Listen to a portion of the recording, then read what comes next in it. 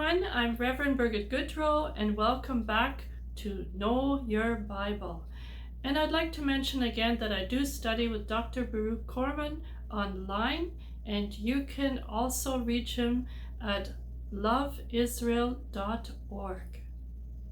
Today we're going to study together Genesis chapter 45, and last week we left off where Judah was speaking to the great Egyptian leader, which is Sephnath-Paneah. He doesn't know it's his brother, but he's practically pleading him to let Benjamin, his younger brother, go, and that he would stand instead of him for the punishment of stealing the silver cup. So we're going to read together the first verse in Genesis chapter 45, and here Joseph can hardly contain himself anymore, and he's asking everyone except his brothers to leave the room. Then Joseph could not restrain himself before all those who stood by him, and he cried out, "Make everyone go out from me." So no one stood with him, while Joseph made himself known to his brothers. Verse 2, and he wept aloud, and the Egyptians and the house of Pharaoh heard it. So here, the great leader, Sephnath-Paneah, starts crying out so loud that everyone could hear him in the house and around. And so the brothers must have been shocked. What the heck is going on? And so he was weeping because he loved his brothers. And here, his brothers, they must have been very shocked to find out that this great leader is their brother Joseph, and probably afraid because of what they did to him years ago. Let us continue to read in verse 3. Then Joseph said to his brothers, "I am Joseph. Does my father still live?" But his brothers could not answer him, for they were dismayed in his presence. And Joseph said to his brothers, "Please come near to me." So they came near. Then he said, "I am Joseph, your brother, whom you sold into Egypt. But now do not, therefore, be grieved or angry with yourselves because you sold me here, for God sent me before you to preserve life."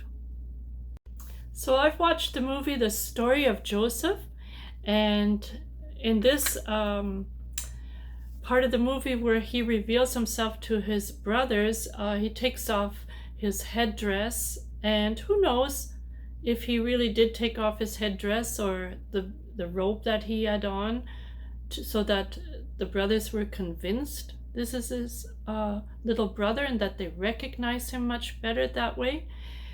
But it is a great movie. I recommend everyone who would like to watch it to do so. I know that I got really teary at this part. And so here the brothers and Joseph are reunited. And what a great joy that is come upon them all.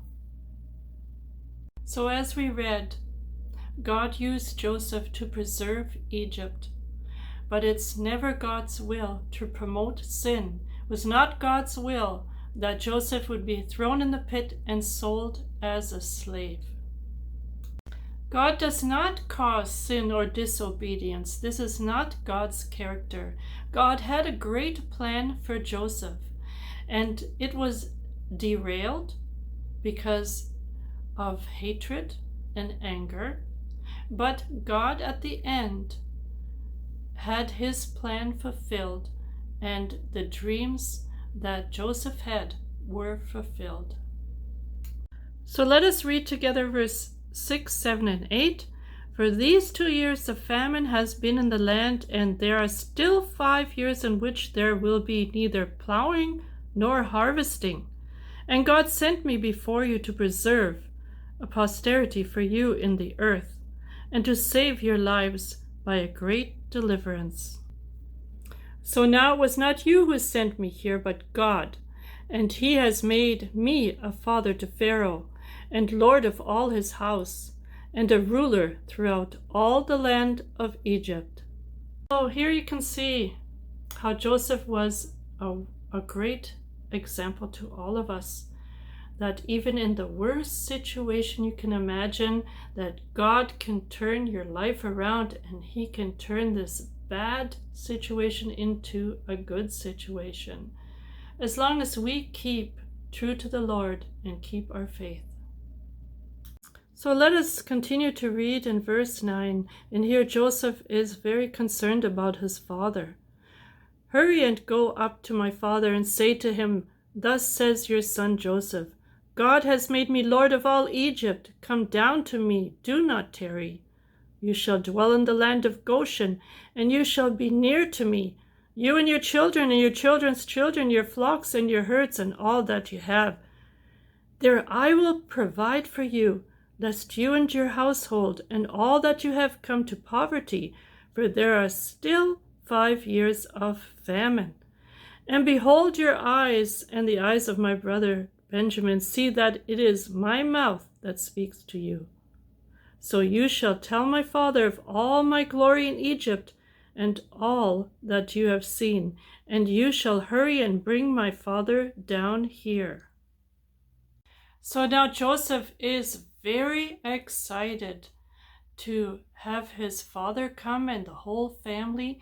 And the land of Goshen is the best land around there. He wanted the very best for his family. So we're going to see that Joseph is going to weep with his younger brother Benjamin, and he favors him above the other brothers. He's going to bless Benjamin more than the other brothers. Verse 14, "Then he fell on his brother Benjamin's neck and wept, and Benjamin wept on his neck. Moreover, he kissed all his brothers and wept over them. And after that his brothers talked with them. Now the report of it was heard in Pharaoh's house, saying, 'Joseph's brothers have come.' So it pleased Pharaoh and his servants well." Now Pharaoh favored Joseph very much. And here in verse 17 he says, "And Pharaoh said to Joseph, 'Say to your brothers, do this, load your animals and depart, go to the land of Canaan. Bring your father and your household and come to me.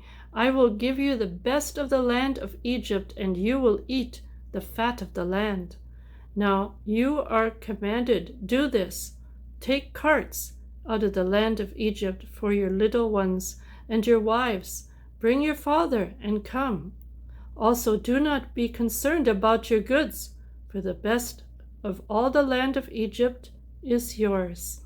Oh, wow! Pharaoh really favored Joseph by telling him to give his brothers carts, wagons, and load up the kids, the wives, and the father. And if you have to leave everything behind and just come here, and we will give you the best of the best land and food, everything you need. Verse 21, "Then the sons of Israel did so, and Joseph gave them carts according to the command of Pharaoh, and he gave them provisions for the journey. He gave to all of them, to each man, changes of garments, but to Benjamin he gave 300 pieces of silver and 5 changes of garments. And he sent to his father these things: 10 donkeys loaded with the good things of Egypt, and 10 female donkeys loaded with grain, bread, and food for his father for the journey. So he sent his brothers away, and they departed, and he said to them, 'See that you do not become troubled along the way.'" So now the brothers have to tell their father the truth, if they like it or not. It all comes out now. But I'm sure that Jacob will be overjoyed to know that Joseph is still alive. Then they went up out of Egypt and came to the land of Canaan to Jacob their father. And they told him, saying, Joseph is still alive, and he is governor over all the land of Egypt. And Jacob's heart stood still, because he did not believe them. Okay, after believing a lie for so many years and been totally convinced that Joseph is not alive because he's seen the blood on Joseph's robe back then. So here he's probably thinking, you guys are kidding me. This can't be true. Verse 27, but when they told him all the words that Joseph had said to them, and when he said the carts which Joseph had sent to carry, him the spirit of Jacob their father revived. Then Israel said, it is enough. Joseph my son is still alive. I will go and see him before I die. So Jacob's spirit was revived. He was so excited once he could believe that Joseph is still alive, that it just gave him some revived energy to go now to Egypt to see his son Joseph. Well, thank you everyone for taking part in this study, and I hope to see you again the next time as we study together Genesis chapter 46. Please help this channel and subscribe.